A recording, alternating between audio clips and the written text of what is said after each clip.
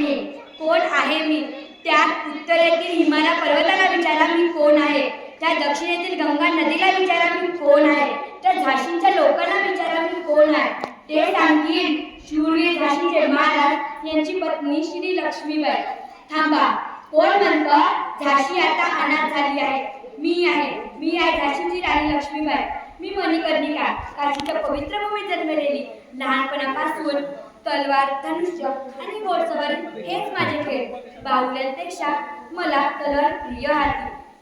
झाशीचे महाराज गंगाधरराव यांच्याशी विवाह झाल्यानंतर मी झाशीची राणी झाले. पण तिने खूप कठोर परीक्षा घेतली. महाराजांचे निधन झाले.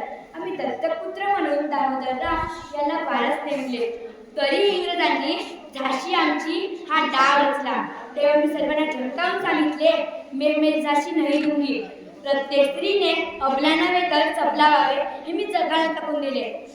माझ्या पाठीवर माझा लाडका दामोदरराव हातात तलवार घेऊन मी रणांगणात उतरले.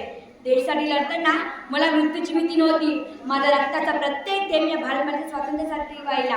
आज मी तुम्हाला सर्वांना सांगायला आले आहे, देशप्रेम फक्त घोषणा देण्यात नसते, ते प्रामाणिकपणा आणि कर्तव्य पार पाडण्यात असते. शिक्षण घ्या आणि शूर बना, सत्याचा मार्ग स्वीकारा आणि भारतमातेचा अभिमान वाढा. जर प्रत्येक युवतीने देशाने जगण्याची शपथ घेतली तर भारताला कोणीही वाकवू शकणार नाही.